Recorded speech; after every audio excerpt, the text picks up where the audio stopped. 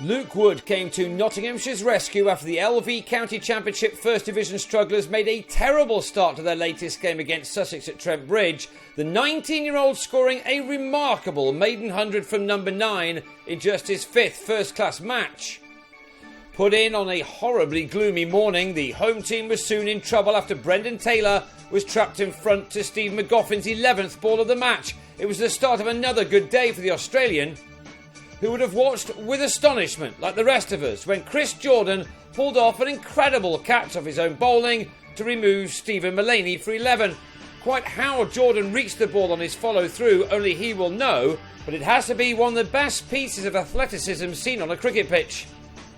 James Taylor, captaining his side in the absence of the injured Chris Reed, was out to the second ball he faced as McGoffin won his second LBW of the morning, leaving it to Jordan to absolutely demolish Alex Hales' stumps as he departed for 6 at 30 for 4.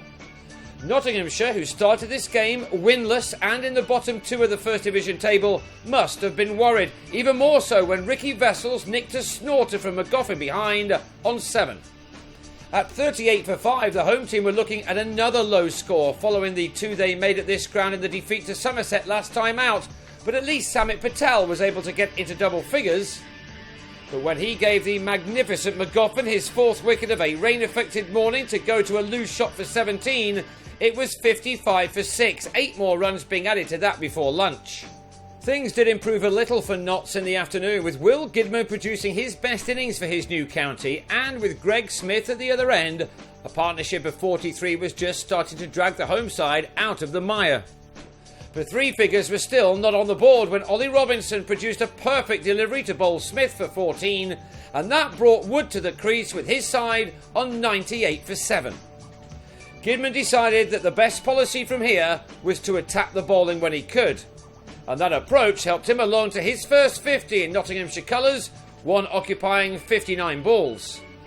Wood appeared to be a walking wicket when he first came in, but he then uppercut Matthew Hobden for the first of his 6 sixes, which took him past his previous career best score of 26. Nottinghamshire were just fighting back when Gidman, who'd played well for his 57, gave McGoffin the 18th 5-wicket haul of his career just after tea, with an edge to Jordan. Nottinghamshire now on 173 for 8. 75 had been put on for the 8th wicket, and McGoffin and co would have fancied finishing off the rest quickly. But Wood, who doesn't even regard himself as a man who can bat, was now closing in on a special 50.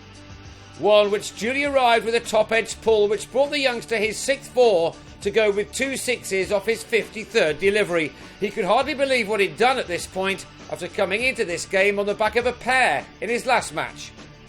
There was a short boundary on the Bridgeford Road side of the ground, but Jake Ball now went the other way to join in the fun, McGoffin possibly taken by surprise.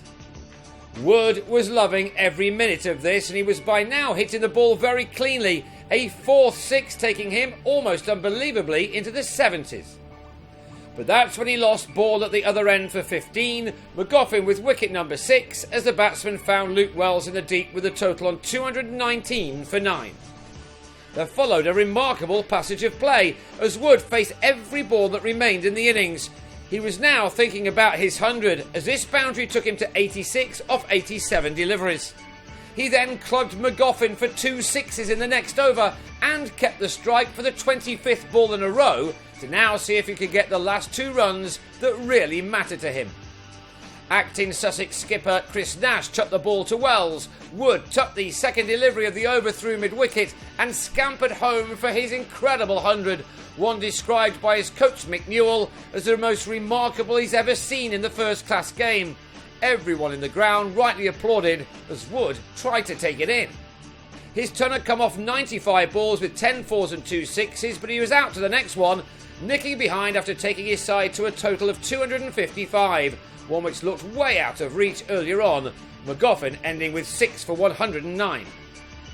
And would you believe it, Wood's unforgettable day wasn't done with yet. After Ball removed Wells for 10, he produced a peach to have Michael Yardy taken at slip by Brendan Taylor.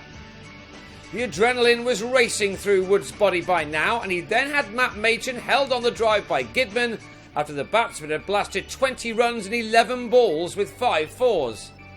Wood ended the day with figures of 2 for 24 from 4 overs, and he will spend the night pinching himself to prove it did really happen. Almost single-handedly, he has his team on top after day 1 of this match. Sussex on 39 for 3, 216 runs behind.